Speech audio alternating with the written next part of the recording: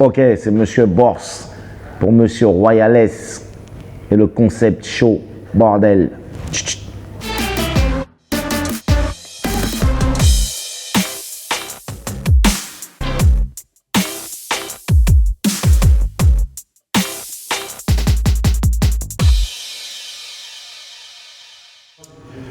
Ok, c'est Royal S et je suis avec Lino d'Arsenic à l'occasion de la sortie de son deuxième album solo, Yes. Requiem. Comment vas-tu?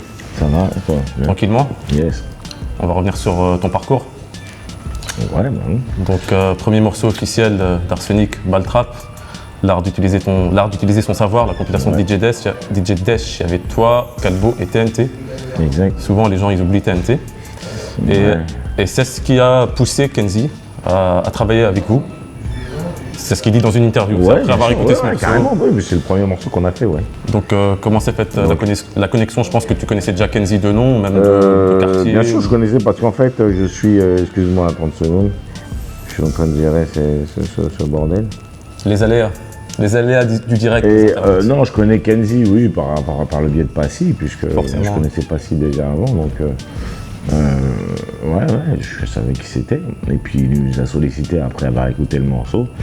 Donc bien sûr, on a dit oui. Lui, ce qu'il disait, c'est qu'il aimait bien votre façon de construire les phrases. Donc, je prends une au hasard. Un nouveau sacrifice de pute pour les MC, nouvel holocauste, la horde se poste, toast, la poste en holocauste là, etc. Donc, à l'époque, ça se faisait pas trop. C'est découpement comme ça, tac. Et comment ça vous.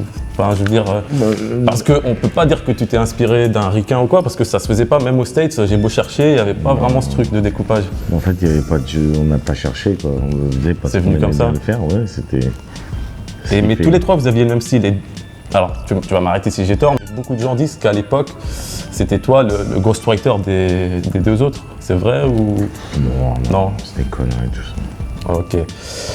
En 96, vous posez sur la fameuse compile au style hip-hop, avec le morceau L'enfer remonte à la surface. Et à cette époque, vous aviez un peu un style horrorcore. Un peu lugubre, quoi, un peu à la Grave Digaz. Non, pas spécialement, parce qu'une fois qu'on a fait quelques gouttes suffisent, on a bien vu que ça n'avait rien à voir, quoi. Je veux dire, en fait, ce qui se passe, on peut pas juger la globalité d'une carrière sur un titre, quoi. Ouais. Je veux dire, Ouais, mais le côté genre sampler des extraits de films d'horreur. C'était sur ce morceau-là. Même les voix à l'envers. Non, le morceau s'appelait L'enfer remonte à la surface. Donc Baltrap n'était pas horrorcore. Si tu avais fait ce morceau aujourd'hui, on non, aurait mais été un sataniste. Baltrap n'était pas horrorcore. Ouais. Le morceau dans L432 n'était pas horrorcore. Ouais. Rime et châtiment. Mais c'était sombre. Rien à voir. C'était sombre. Oui, mais c'était pas dans ce délire-là. Et ce qui se passe avec ce morceau, c'est que c'est un morceau qui s'appelle L'enfer remonte à la surface. Donc le concept emmenait ça, quoi. Et c'est vrai que oui, c'est possible, comme tu dis, qu'aujourd'hui on nous aurait dit, oui, Illuminati ou je sais pas quoi. Sataniste. Ouais. Et qu'ils savent pas ce que ça veut dire, mais ils mettent du Mais à l'époque, c'est vrai qu'à l'époque, le concept de mettre tes voix à l'envers, ça, c'était vraiment les mecs du rock qui faisaient ça. Et il y avait déjà des polémiques aux States. Ouais, bien sûr, ouais. Après ce morceau-là, tu m'arrêtes si j'ai tort, sur L432, il n'y avait plus TNT. Ouais. Il quitte le groupe, donc apparemment, tu m'arrêtes si j'ai tort, encore une fois, il se retrouve au pays et il est bloqué là-bas. Qu'est-ce qui s'est Oui, il y a passé? différents trucs, ouais, bien sûr. Après, je sais pas si c'est des trucs perso, après, t'as vu. Ouais. On va pas. Après, il a suivi une carrière solo. Non. Et ensuite, quelques gouttes suffisent qui sort en 1998. Et c'était, je ne vais pas dire que c'était moins sombre, mais c'était un peu plus. C'était toujours sombre, mais c'était moins que les morceaux d'avant. C'était calculé, c'est ça ce que je disais. Mais non, c'est pas calculé en fait. C'est-à-dire qu'on n'a jamais conçu la musique comme un truc de sombre ou quoi que ce soit. Je veux dire, la musique, c'est des sons multiples, c'est des humeurs, enfin dans un album. Parce que même ta voix, elle était plus. Je me souviens du morceau avec Ministère Hammer et La Rumeur. Je me souviens d'un concert sur scène, et ta voix, on dirait que tu rappais, comme dit Kerry James, on dirait que tu rappais d'un cimetière, quoi. C'était vraiment. Oui, mais ça, c'est parce que ça peut s'expliquer par le fait que quand tu commences la musique, tu n'as aucune maîtrise de ta voix, si tu veux. Non, mais ça claquait. Moi, je trouvais que ça claquait. Oui, après, ça peut claquer, mais à la longueur, à la longue, ça peut être casse-couille aussi. Mais quand tu maîtrises pas ta voix, tu forces ta voix. Donc. Quand tu regardes, la majorité des mecs, quand ils commencent à rapper, ils ont tendance à plus se forcer sur leur voix. Après, au fur et à mesure que tu as l'habitude du micro en studio, tu as tendance à avoir ta vraie voix. Donc, Dans c'est ta ton vraie voix subconscient, qui tu arrive. crois qu'en criant, tu... Donc, c'était pas ma vraie voix au début, en fait. D'accord. J'exagérais la voix, voilà. Donc, après, au fur et à mesure, c'est ta vraie voix qui arrive.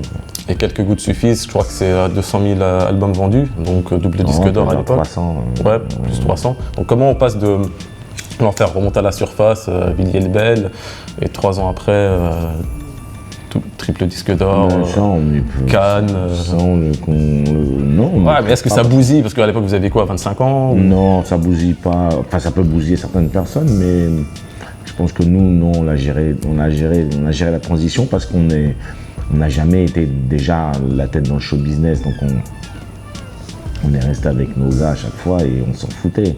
C'est-à-dire que moi, j'attendais rien de ça, en fait. J'attendais rien du rap. Est-ce que c'était un accident?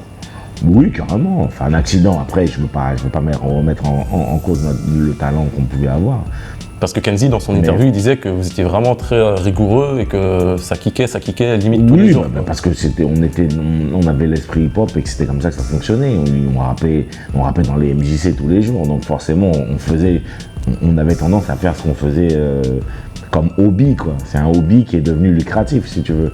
Donc, il n'y avait pas de calcul là-dedans. Et ça me fait dire qu'en fait, t'as toujours fait ça, quoi. T'as jamais non, eu mais de quand job c'est tombé, alimentaire ou quoi. non, mais moi, quand c'est tombé dessus, moi, je veux dire, pour moi, à la limite, Toi,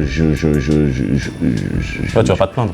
Non, je te vulgarise ça un peu. Moi, quand ils me payaient pour faire ça, je me disais, mais pourquoi ils me payent à la rigueur?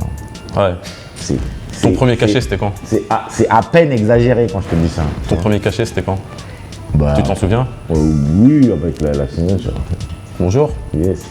Avec la signature et tout ça. Et après, avec la signature en édition et blablabla, là on commence à toucher de l'oseille. Mais en réalité, comme je te dis, moi, quand ils me payent, les mecs, ils me payent choqué, pour quoi. faire. Non, pas choqué, mais j'ai l'impression d'escroquer les gens. Ne l'écoutez pas. Prenez vos cachets, les artistes. Non, c'est pas ce que je suis en train de dire. Je te parle du début. Aujourd'hui, je veux dire, paye-moi. C'est normal, je sais ce que j'ai fait. Mais au début, quand je sais pas où je vais, pour nous, on est des petits jeunes, on fait ce qu'on fait dans les MJC ou en truc. C'est notre hobby, c'est notre passion, donc on le fait. Maintenant, quand tu m'as payé pour faire un truc que je fais tous les jours en déconnant, quand tu me payes des sommes astronomiques, j'ai l'impression de t'escroquer. Mais en fait, c'est une impression. D'accord? Ça ne veut pas dire que, en fait, on s'est peut-être même nous plus fait escroquer par les maisons de scud que nous, tu vois ce que je veux dire? Donc, quand? Non, on en parle. Après. Non, ça ne veut rien dire. C'est une manière de te dire qu'en réalité, voilà, moi je pensais pas oseille. Voilà, c'est tout. Ok, après cet album-là, il y a Bisso Nabisso. Et là encore, plus gros. Et maintenant, paye-moi si je travaille. Fuck you, pay me. Plus gros succès, même on va dire niveau scénique, parce que là c'était une énorme tournée, je crois que vous rencontrez même Mandela, Michael Jackson, c'est ça. Et j'ai lu dans une interview, alors là tu vas m'arrêter si j'ai tort, je crois que j'avais lu ça dans Get Busy, où tu disais que quand vous étiez arrivé au Congo pour le concert un peu officiel, tout le monde était content, c'était peace, etc. Mais tu disais qu'au gouvernement, il vous avait dit bon, calmez-vous avec votre truc, foutez pas la merde, quoi. Oui, bien sûr, c'est pas dans leur intérêt d'entendre surtout dans ce genre de gouvernement, c'est pas leur intérêt d'entendre des choses qui soient à l'encontre de leur Mais business. c'était un vrai coup de pression ou c'était un sous-entendu? C'est pas nous qui l'avons mangé, mais il y a des mecs à nous qui l'ont mangé. Ouais. Ok. Juste après, bon, je vais passer sur les featuring, etc. Il y a le deuxième album solo qui connaît un succès, mais moins que le premier, force est de constater. Mais moi, ce que je me souviens, c'est qu'à l'époque, c'était très américain dans l'esprit. C'est-à-dire que même au niveau de la tenue vestimentaire, fin des années, même tous les années 90, c'était très Lacoste, Taquini, etc. Et tous les groupes, plus ou moins, étaient dans ce délire-là. Et même, il y avait d'autres groupes qui avaient changé de style vestimentaire, qui se mettaient en baggy, etc., dont un peu vous, en Dia aussi. Non, j'ai jamais mis de baggy, moi. Mais c'était moins Lacoste, c'était moins... Non, j'ai jamais mis de baggy, en fait. J'ai jamais été habillé... Bon, ceci étant, l'album était plus qu'un riz dans l'esprit, au niveau des prods. Non, je pense pas. Tu penses pas? Non, pas du tout. Pourquoi?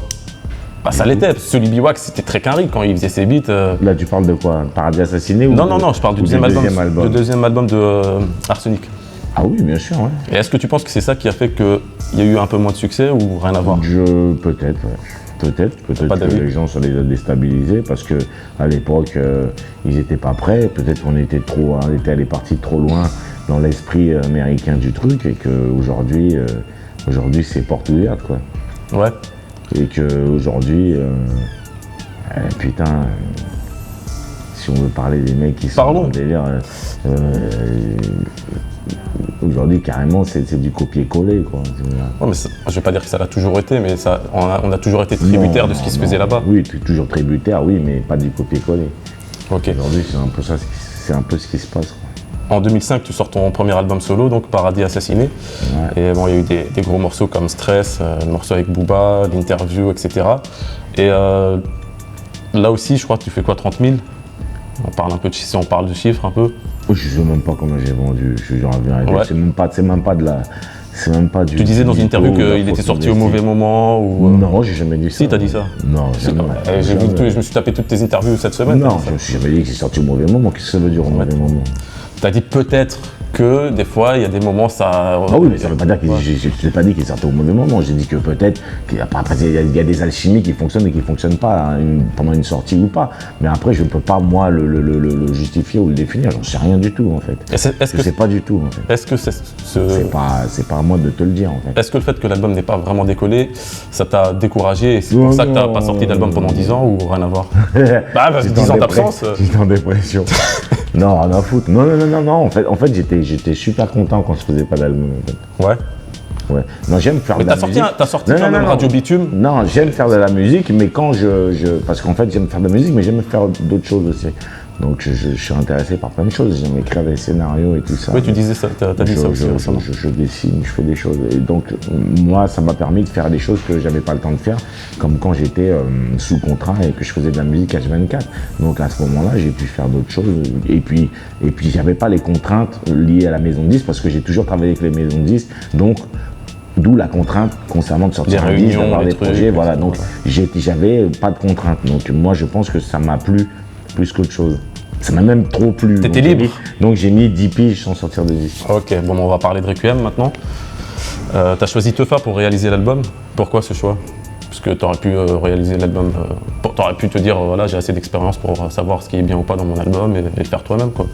T'as pas cette prétention? Non, parce que j'ai souvent travaillé moi tout seul. En fait, j'avais besoin d'une oreille extérieure. En fait, j'ai toujours travaillé moi dans mon truc et c'est bien. Après, ça t'a plus servi? Moi, j'ai ma propre douane, j'ai ma manière de travailler, mais j'avais besoin pour ce disque-là d'avoir quelqu'un qui puisse me renvoyer un autre avis, quoi.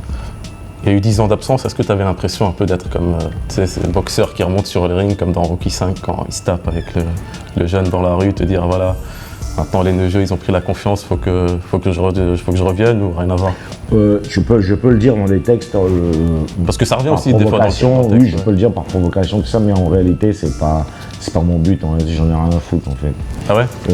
Les mecs, je pense que moi je suis assez ouvert pour. Non, tout le monde a le droit d'exister à un moment ou à un autre. Ouais. Moi, si j'ai pas été là pendant 10 piges, c'est de mon fait à moi, quoi. J'ai pas à venir à dire ouais, mais vous n'avez pas votre place. Tout le monde a sa place, je pense. Ok. Tu as des phrases assez politisées dans cet album, plus que dans les morceaux précédents, même s'il y a toujours eu des thèmes qui traitaient de la société. D'ailleurs, dans le premier album d'Arsenic, c'était bien parce que c'était l'époque des thèmes, donc chaque morceau avait un thème. Ça s'est moins retrouvé plus tard, mais dans cet album-là, il y a quand même souvent des phases politisées. Bon, j'en ai noté quelques-unes. Dans Le Flingue à Renault, tu dis « Ma patate vient de Gorée en passant par le Mississippi ». Dans De rêve et de cendres, tu dis « La révolution ne sera pas facebookisée » en référence au morceau de Jill Scott-Heron, « The revolution will not be televised ». Quoi d'autre? Le Tché n'est plus qu'un t-shirt, tu vois, je sais pas, bon voilà quoi. Il y en a d'autres, hein. Et moi ce que j'ai remarqué, bon ça c'est mon avis, hein, c'est que le rap à message est moins mis en avant, même plus du tout. Donc comment t'expliques ça toi déjà? Est-ce que maintenant, parce que bon, les rappeurs c'est devenu des capitalistes ultra-libéraux quoi. C'est pas les rappeurs, c'est la société. Oui mais la société l'a toujours plus ou moins été. Non, moins qu'avant. Ensuite quand t'as grandi dans les années 80, c'était quand même moins il y avait une ouverture différente, quoi. Aujourd'hui, le fait qu'on a cette soi-disant crise, qu'on nous agite comme ça, comme un machin, donc les gens sont vraiment très ultra capitalisés, quoi. Ils sont très très sur l'oseille, quoi. Moi, j'ai une autre Mais explication. c'est la société, hein. Après, c'est ton explication, mais moi, la mienne, c'est celle-là. Après, tu me diras la tienne, mais moi, je pense que le rap, de toute façon, il est à l'image de la société, quoi. Le rap Ouais, ne je fait suis pas la d'accord. société. Je suis Le d'accord. rap est à l'image de la société. Donc, aujourd'hui, on est ultra capitaliste parce que la société devient ultra capitaliste. Je suis d'accord, mais je pense aussi qu'on a toujours, dans le rap, on a toujours été tributaire des États-Unis parce que regarde, quand Public Enemy était le groupe, qu'est-ce qui était. De quoi parlaient les rappeurs ici? Bien sûr, mais bien sûr. Tout ce qui était. Oui, Voilà, mais bien sûr, mais il ne faut pas oublier que. Quand Mobb Deep était mais au top, faut pas oublier non plus qu'aux États-Unis, ils se sont chopés une crise pareille aussi, peut-être même plus violente qu'en France.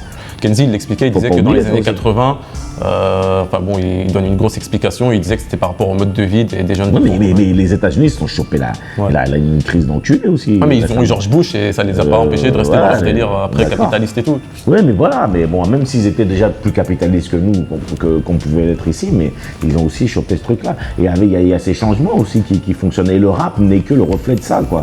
À un moment donné. Je serais tenté de dire que je suis tout à fait d'accord, mais vu qu'il y a encore des rappeurs qui abordent des sujets de société politisés, ils ne sont plus mis en Mais ça avant. n'empêche pas. Tu penses que c'est les gens qui ne veulent plus écouter ça? Non, je pense pas. Tu penses qu'on. Je pense que les gens écoutent en Ce qu'on leur majorité, ils ne consomment que ce qu'on leur sert sur un plateau. Surtout aujourd'hui. Ouais, mais c'est ouf parce qu'aujourd'hui, avec Internet, un mec. Mais c'est justement le problème d'Internet. À l'époque où moi j'ai commencé la musique, et puis les mecs avant moi, il y avait ce côté par rapport au hip-hop d'aller chercher la musique. Ouais, exactement. Donc il fallait aller la chercher. Il fallait que t'aies un grand qui Mecs, vienne de New York, c'était un etc., privilège ouais. d'avoir écouté le dernier disque de machin, Ouais. tout ça. Il y avait ce truc-là. Aujourd'hui, c'est banalisé parce que tu suffit de cliquer et d'avoir le disque du mec. Aujourd'hui, un mec, moi je trouve qu'aujourd'hui un mec il a aucune excuse, quoi. Il peut pas avoir une excuse parce qu'aujourd'hui avec les simples clics tu connais la vie la discographie de n'importe quel artiste, tu vois ce que je veux dire. Ouais. Donc quand tu me dis ouais je connais pas un tel, t'as aucune excuse.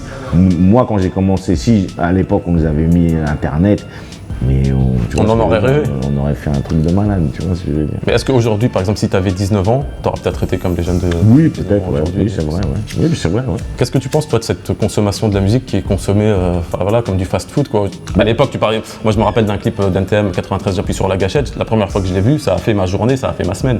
Aujourd'hui, les gens, ils voient 100 clips par Ouais, jour, mais ils s'en foutent, ils passent à c'est autre chose. Internet. Après, je pense que Internet a des bons côtés. Et Ouais, aussi, bien sûr, il a aussi bien les sûr. mauvais côtés. Il a les mauvais côtés des du bons bon, du côtés mauvais, qu'il a, ouais. quoi. C'est-à-dire que il y a cette facilité de pouvoir exister quand tu es un artiste. Et si tu es un bon artiste et que tu as des choses à dire ou tu as quelque chose à proposer de consistant, tu peux exister et ça te permet d'avoir entre guillemets une fanbase et tu peux continuer à exposer ta musique si tu es vraiment un artiste sincère et tout. Mais d'un autre côté, si tu es un artiste de merde et que tu as un truc, tu peux sortir ton projet et c'est le même système, quoi. Tu vois, Exact. c'est exactement pareil, donc tu seras au même niveau, quoi. Tu vois ce que je veux dire? Sauf qu'à l'époque, il y avait un filtre. C'est-à-dire que quand tu voulais poser sur la Voilà, mixtape du DJ donc- Cut Killer, Cut, il te disait Voilà, le truc, c'est de la donc merde. Internet, justement, là où il y a le mauvais côté d'Internet, c'est qu'il enlève le filtre. Ouais. Voilà. Le bon côté qu'Internet a de pouvoir exposer les artistes, et ben, ça enlève le côté filtre qu'il pouvait y avoir, comme tu dis. Parce que Le côté douane, quoi. Il y a fallait pas de envoyer douane. ses cassettes au secteur A, Jimmy J Productions, et après il t'envoyait un courrier, il disait non, faut retravailler. On va faire une interview punchline, puisque tu es connu pour être. Pas de fausse modestie. Ouais, mais je sais pas, après, punchline. Je vais te citer quelques punchlines en ricain et en français. Tu vas essayer de deviner le nom de l'auteur et aussi me dire ce que tu penses de cette Vas-y, punchline, ouais. etc. Alors, qui a dit « Without rap, I was crazy straight, pas I'm still spending money from 88 ». C'est Jay-Z, ça. Bien joué, tu reconnais le morceau. Je sais plus c'est quoi le morceau, mais. Dead c'est President. Jay-Z. Ah ouais. Qu'est-ce que tu penses de Jay-Z, sa carrière, sa Oh, longévité ça, C'est punchline, c'était un punchliner aussi, parce que les Bien gens sûr, oublient mais ça. il est pas reconnu comme punchliner parce que il a été. Son côté business il a pris le dessus. Oui, côté business, mainstream, tout ça. Alors que c'est un punchliner et même au-delà du délire punchliner parce que ça ne veut plus rien dire aujourd'hui. C'est un mec qui sait construire des morceaux et qui a des choses à dire, quoi. Il a su retranscrire son parcours de dealer à l'époque et il le Massive fait très Project. très bien, quoi. Raisonnable Doubt, c'est une tuerie. Lui, il dit qu'il retenait les morceaux, tu crois ça? Qu'il les Moi, j'ai écrivait toujours pas eu un il- problème avec ça. Ouais, mais c'est des mythos J'ai toujours eu un un peu. problème avec Parce ça. que mais Biggie, j'ai il vu... disait ça aussi. Non, j'ai toujours eu un problème avec ça, mais j'ai vu REDK le faire, ça m'a fait flipper. Ah ouais? Au début, j'y croyais pas, mais j'ai vu REDK le faire à mon studio, donc ouais, quand même, ça m'a fait flipper. Mais Ok, au ok. début, j'y croyais super pas. Mais je pense que ayant vu REDK le faire, je pense que Tu t'es dit, ouais, c'est possible. Ah ouais. Ok, bon, très facile. Qui a dit Never sleep, because sleep is the cause of the death? Nas. Bon, alors est-ce que toi, tu es plutôt de l'école Nas et Jay-Z? Il y avait ce petit débat. Les deux, parce que il faut pas. Yes. Il faut pas toujours, parce que le problème dans la musique, on a toujours tendance à opposer, opposer les gens. Ouais, voilà, lui, alors quand ils aiment Nas, j'aime pas Jay-Z. Non, on s'en fout, tout ça contribue à la culture, quoi. Donc, mais c'est pas les mêmes gens, tu vois. Toi, t'es pas pareil que lui. Tu vois ce que je veux dire, c'est la vie qui est comme ça. Mais ça fait partie du même truc, quoi, tu vois. Donc il faut respecter les artistes pour ce qu'ils sont, quoi, tu vois. Non, moi, Nas, c'est autant que Jay-Z, quoi. Ok. Si tu devais faire un morceau avec un rappeur ricain, vous n'avez pas fait beaucoup de morceaux avec des rappeurs ricains, vous avez fait avec Reza. Ouais. Mais sinon, à ma connaissance, il n'y a pas eu d'autres morceaux. Non, c'est pas quelque chose que j'ai vraiment envie de faire, parce que souvent les alchimies passent pas super bien entre les ricains. Ils se foutent un peu de la gueule des rappeurs français. Il y a ça aussi, parce qu'après, faut pas leur en vouloir, ils connaissent pas les mecs. Pour eux, la France, c'est la Pologne, ils savent pas. Ils prennent quand même des gros cachets quand ils viennent ici. Bien sûr, mais comme partout. C'est comme si toi, tu vas aller bosser, je sais pas où, tu vas prendre un cachet, tu vas faire la superstar et tout. Mais non, j'aimerais bien bosser avec Kendrick Lamar. Kendrick Lamar, il fait du lourd en ce moment. Qu'est-ce que tu aimes bien en ce moment, vu que maintenant c'est la trappe qui domine, mais il y a quand même des gens comme Kendrick Lamar, Joey Badass. Oui, mais après, il y a des. Flatbush Zombie, c'est pas mal. Même dans ce qui peut être trap, il y a des trucs qui peuvent être bien. J'ai écouté des trucs, après, tu peux choper des. Ouais, il y a des bons trucs quand c'est bien fait. Mais la trappe, ça correspond à un mode de vie là-bas. C'est pour ça que quand les gens font de la trappe ici, exactement. Voilà, exactement. Mais j'ai toujours un truc de Young Thug que j'aime bien, un morceau de Check, je trouve. C'est pas mal, il y a un délire. Après, j'ai même Rick Ross, malgré son escroquerie notoire. Ouais, le maton. J'aime beaucoup Rick Ross. Le maton te guette. J'aime bien ces artistes-là. Young Jeezy, il y a des mecs, T.I. Ouais. Et puis même certains trucs de Migos, il y a des trucs que je peux écouter. Il y a des trucs que j'aime bien. Quand t'es fonce D, quoi. Quand toi t'es fonce D, mais non, parce que la musique, il faut pas faire. Si, c'est un état d'esprit aussi. Mais il faut pas faire l'extrémiste constamment. Je veux dire que la musique, c'est un ressenti, c'est un groove. Si tu ressens la musique, c'est comme à l'époque, on pouvait écouter un morceau funk, un morceau. Tu peux passer de Jacques Brel à un morceau funk, ça fait rien. Mais il y a des humeurs. Ben voilà, donc c'est ce que je t'explique. Donc je peux écouter moi un morceau. Comme ça, ça ne me dérange pas. C'est juste le groove est bon à un moment donné. On va passer au rap français. Qui a dit mon rap choque comme une nonne qui fume le crack à Vincennes, tatoué, sapé très sexe, bafoué pour Vincennes. Qui est-ce qui te mettait une claque, quoi, toi, à l'époque? Où tu te disais, ah ouais, les mecs sont lourds, faut que. Justement, j'avais la chance, j'ai eu la chance d'être arrivé à une époque où il y avait quasiment 85% de mecs qui étaient au niveau. De qualité, ouais. Et parce que il y avait Time Bomb, La Clica, les deux balles de nègre, Mafia qu'un fric, voilà, le ménage à trois, La Clica. Il n'y avait que ça, quoi. Et en plus, je te parle pas d'AIM, LTM, ministère, il y avait tout ça. Il y avait dans la nouvelle génération de l'époque, quoi. Ah oui, il y avait quasiment que du niveau, quoi. Donc, tu ne pouvais qu'être bon, quoi. Ou alors, si tu n'étais pas bon, dégage. Mais ça me fait penser à un truc. Il me semble que tu as fait des morceaux plus ou moins avec tout le monde dans le rap français à l'époque, hein, mais pas les X-Men. Je me trompe? Ouais. T'aurais voulu faire un morceau avec Il à l'époque ou c'est pas un truc? Bien sûr, ouais, je suis un mec, je trouve que. Là, ils font leur retour, là, qu'est-ce que t'en penses? Écoutez, mais j'ai pas tout écouté, hein, mais bien sûr, pour revenir, bien sûr, il n'y a pas de problème. Mais comme ça, des mecs comme la FF, tout ça, c'est. Puis en punchline aussi, il y avait Danny Dan avant, qui s'oublie souvent. Toute cette période. L'école du 92 et tout. Les trucs, il y avait que de l'originalité, que de la tuerie. Franchement, on peut pas enlever ça à cette génération. Alors, qui a dit si je les mets pas à poil, ils vont retourner leur veste? C'est Booba. Ouais, dans le morceau, il a ce morceau. Ouais, mais là, c'est pour parler du morceau, c'est pour ramener la chose. C'est technique journalistique. Ce morceau, il a fait pas mal de bruit et là aussi, il y a un petit clivage. Alors, il y en a, ils sont là, ouais, Lino, il l'a plié, et d'autres, ils sont là, Booba, il l'a plié. Il n'y a aucun qui dit, ouais, les deux sont au top. Non, c'est soit l'un, soit l'autre. Pour toi, qui a plié qui? Mais parce que déjà, ce que tu viens de me dire, déjà, c'est de la branlette totale. Et que c'est le truc. Regarder les réseaux sociaux. Non, mais je te dis que pour moi, les réseaux sociaux, moi, je dis aux mecs des réseaux sociaux, lâchez-vous la bite et écoutez un peu la musique parce que la vie de ma mère, ça devient n'importe quoi.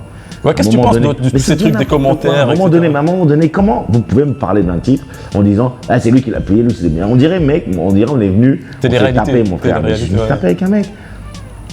De quoi on parle là? Mais t'as vu les trucs? Mais de quoi on parle? Je m'en fous moi de ça. Ouais, mais ça c'est un fait. Écoute-moi bien, mais c'est un fait pour vous. Moi je m'en bats les couilles moi personnellement. Moi c'est pas comme ça que j'ai jamais conçu la musique comme ça.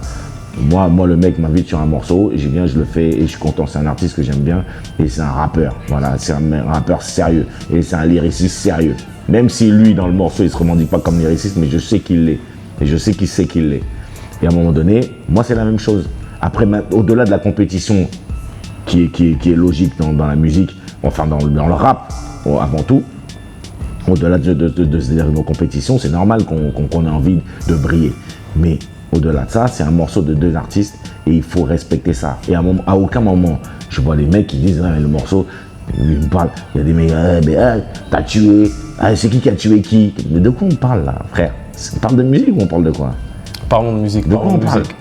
Non. Sérieux? Non, c'est un gros morceau. Mais sérieusement, de quoi on parle? Non, on parle de musique. Mais moi, j'ai l'impression. Mais moi, je te dis le ressenti des gens. Mais je m'en fous, moi, du ressenti des gens. Parce qu'à un moment donné, moi, ça me casse les couilles, ce truc-là. C'est-à-dire qu'on est en train de passer à côté de choses. On passe à côté de tout aujourd'hui avec cette branlette de réseaux sociaux, de machin, de toujours mettre en compétition les gens. Ouais, mais lui, il a tué, lui, il a tué. Chaque fois qu'ils parlent d'un artiste, ils mettent l'autre artiste en compétition. Ça revient au clivage. Mais c'est toujours la même chose. Ah, j'aime Booba, j'aime pas Rof. Ouais, c'est ça. J'aime Rof, j'aime pas Booba. J'aime La Fouine, j'aime pas machin. Qu'est-ce que ça veut dire ça, frère? Écoute la musique, c'est un ressenti la musique. Tu aimes la musique ou tu n'aimes pas la musique? Qu'est-ce que là, on se branle? C'est quoi le truc? Donc il faut arrêter ça. Moi je dis aux gens, arrêtez ça. Non, je suis tout à fait d'accord. C'est un morceau, appréciez le morceau. Arrêtez de dire, ah lui il a tué, lui il a tué. Mais ça veut dire quoi ça, techniquement? C'est la branlette totale. Mais moi j'ai jamais conçu la musique comme ça. Moi si à l'époque quand j'étais gamin, moi j'adorais NTM, j'adorais. Oui, il y avait ça aussi que pro NTM. Mais ça ne veut rien dire. Si moi j'aurais entendu un morceau comme un morceau Cool Chain à Akhenaton, j'aurais dit ah putain Akhenaton il a tué Cool Chain, Cool Chain il a tué Akhenaton. Mais qu'est-ce que c'est quoi cette branlette là? Qu'est-ce que c'est? Mais toi t'es un artiste. Qu'est-ce que c'est que cette branlette? Ouais, mais arrêtez alors, n'écoutez pas de musique alors si on est là-dedans. Écoutez la musique. Moi je dis écoutez la musique. Ça c'est le vrai message. Arrêtez de vous branler, écoutez la musique. Qui a tué qui, c'est quoi? On est en train de s'assassiner là? Vous êtes sérieux quand vous parlez? Écoutez la musique et lâchez-vous la bite. Non, c'est la vérité, je suis très sérieux quand je parle de ça. Parce que moi, il y a des gens qui viennent me parler de trucs, mais des fois je comprends pas. Ça rend fou. Pourquoi ils me parlent, putain? Ouais, tu l'as tué? Il t'a tué? Mais de quoi on parle là? Ouais. De quoi on parle? D'accord? Non, mais il y a toujours attention, la compétition, c'est ce que je viens de te dire. Non, mais la compétition saine qui est entre les artistes. Ouais. Nous, on se doit de briller, donc on veut mettre le paquet parce que voilà, il faut faire le morceau. Mais à la finalité, il y a deux artistes qui s'apprécient parce qu'ils ont travaillé sur le même morceau. Ouais, forcément. Il dit deux artistes qui s'apprécient, qui travaillent sur un morceau. Donc, il y a une volonté de faire de la bonne musique. C'est ça que vous, en tant que public, vous devrez apprécier. C'est ça en tant que public. Je me répète, c'est ça qu'en tant que public, vous devrez apprécier. Au-delà de lui, il a fait ça. Ça, c'est de la branlette totale. Et on passe à côté de plein de choses après ça. Et tout ce qui est lié justement à tout ce système de réseaux sociaux, c'est toujours ce truc mesquin de dire ouais, lui, il a fait ça. Tout le monde donne son avis, plus ou moins. Arrêtez vos conneries. Écoutez la musique un peu. D'accord? Écoutez la musique, arrêtez de l'entendre. Et arrêtez de vous branler sur des compétitions entre gens, tout ça. Arrêtez ça. Moi, ça me fatigue la tête. Dernière punchline de l'interview punchline, qui a dit « Je vais les hagar comme un tyran, je prends le pouvoir comme en Iran, tu peux m'appeler le chat, je vais te la mettre dans la chatte. » Ah là, j'ai un problème. C'est qui, c'est Rof? Non, c'est Caris. Ah, c'est Caris? Ouais. Ah, je savais pas. Qu'est-ce que tu penses, toi, de Caris, qui lui aussi est un peu... bon, lui aussi, c'est de l'ancienne école, parce qu'il a, je crois, il a 34, 35, donc ouais. C'est pas non plus un nouveau, mais... c'est du bon ce qu'il fait, ouais. Du bon ce qu'il fait. Dans la nouvelle génération, qu'est-ce que tu apprécies plus ou moins? Non, c'est du bon ce qu'il fait. Il a vraiment... Je trouve, pour le coup, lui, qu'il a un vocabulaire, ouais, c'est spécial. Il utilise une terminologie que... Non, mais c'est bien, c'est bien. Non, c'est du bon ce qu'il fait. Ok. Bon, bah... 18 sur 20 pour l'interview punchline, t'as tout deviné quasiment? Ouais, j'ai essayé du moins. T'as dit dans une interview, là tu peux pas m'arrêter, t'as dit que t'étais en mode Pac-Man, ça veut dire que là ça va enchaîner d'autres albums, ça va enchaîner d'autres projets. Ouais. C'est quoi l'avenir de Arsenic ou de Lino ou de Bisson Abisso peut-être, je sais pas. Là il y aura du Lino, il y aura du Arsenic. Ça va tomber quoi? Ouais, assez rapidement, ouais. Des têtes vont tomber. bats. Les mecs sont toujours nerveux, mon frère, des têtes vont tomber. Ça, on le dit en rappant, mais les têtes vont tomber. Vous voulez tuer des gens, c'est quoi votre truc? Vous voulez écouter de la musique ou tuer des gens? Il faut écouter la musique et ne pas la regarder. C'est ça le message. Non, faut l'écouter, pas l'entendre. Ah, toi tu dis ça? Ouais. Ok. Un dernier mot pour nos auditeurs, nos internautes? Lâchez-vous la bite. Voilà le dernier mot. Lino, merci. Merci, c'est moi.